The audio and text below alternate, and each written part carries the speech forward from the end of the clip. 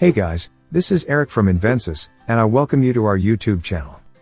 In today's session, we will discuss the PMP Certification Syllabus in detail. Before we start, let us quickly go through the agenda. To begin with, there will be an introduction to what is PMP and why is it a very important certification for project managers. Then, we will move on to the main part of this session and discuss the content outline of the PMP exam.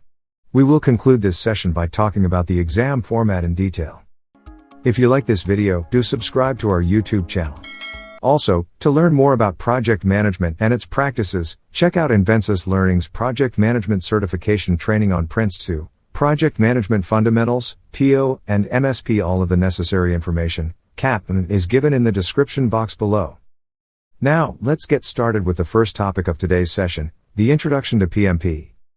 The Project Management Institute, PMI, offers professional certification for project managers of any field, known as the PMP's Project Management Professional. The PMP exam is famous because PMI's professional certification development processes are extremely different from other project management exam development practices. PMI aligns its processes with the best practices of the certification industry. The PMP certification is accredited against ISO 17024 Standard. 1. The key component of this process is that organizations wishing to offer valid and reliable professional credentialing exams are directed to use a rule delineation study, RDS, or job task analysis, JTA, as the basis for creating the exam. So what this process does is utilizes knowledge and task-driven guidelines to analyze the practitioner's competence and determine the levels of various factors such as its salience, criticality, and frequency of tasks and skills. These skills are required to perform the role of a project manager. Recently, PMI conducted a research study, which produced a copious amount of movements that were previously not addressed in the PMP exam. These changes or movements are used as inputs in the analysis of job tasks to ensure the validity and relevance of the examination. Validation assures the exam is measured and evaluated according to the knowledge and skills required to function as a project manager practitioner in real-world settings. So, validation assures that the PMP certification holders can be very confident with their professional certification. It has been developed according to the best practices of test development and the input from practitioners who establish these standards. The PMP examination must accurately reflect the practices of the project management practitioner. Therefore, all the questions on the exam have been written and reviewed by qualified PMP certification holders. Now let us talk about the PMP and PMBOK guide. There are some differences between the updated PMP examination content outline and a guide to the project management body of knowledge that is the PMBOK guide. It is important to note that the PMBOK guide did not bind the volunteer task force involved in the study. But, questions are mapped against the PMP examination content outline accordingly.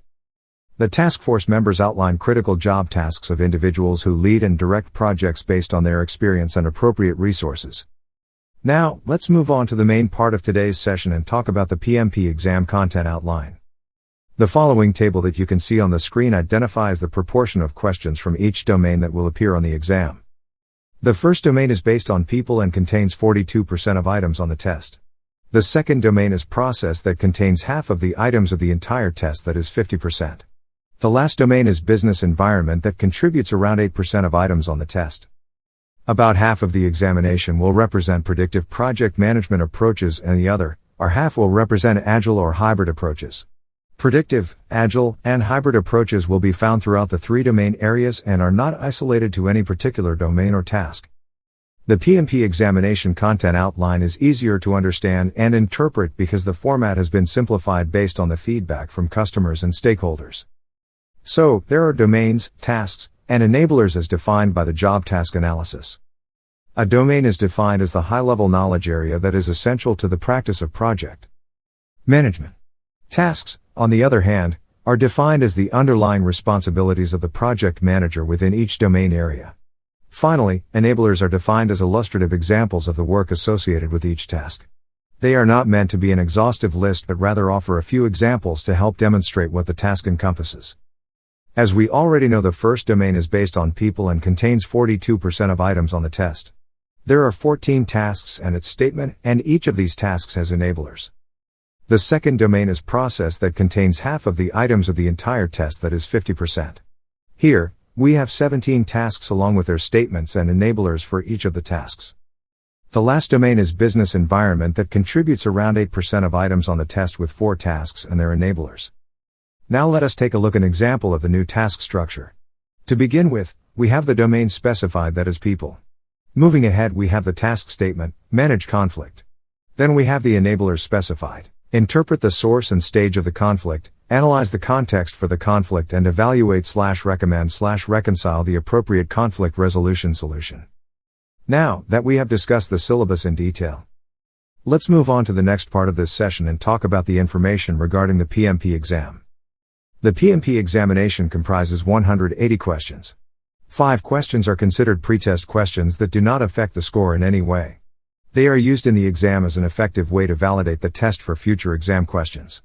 These questions are randomly placed in the test. There is no way of differentiating the pretest and actual questions in the examination. The remaining 175 questions are then scored accordingly.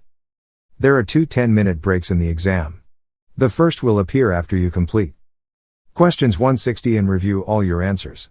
The second break will appear after you have completed the 120th question. In total, you will have 230 minutes to respond to 180 questions. Once you review your responses and start your break, you will not be able to return to the questions from the previous section of the exam. When you are signed back in after each break, you will have the remaining allotted time to complete the remaining sections. The examination is preceded by a tutorial and followed by a survey, both of which are optional, and take 5 to 15 minutes to complete. The time used to complete the tutorial and survey is not included in the examination time of 230 minutes. That's it, folks. With this, we have reached the end of today's session on the PMP Certification Syllabus. If this has spiked your interest and you want to know more about project management, I recommend you to opt for PMP certification training and clear the exam. At Invensis Learning, we provide various PMP certifications that will pave the way for your career in project management. For each of these certifications, we are accredited by respective governing bodies or courses in line with their guidelines.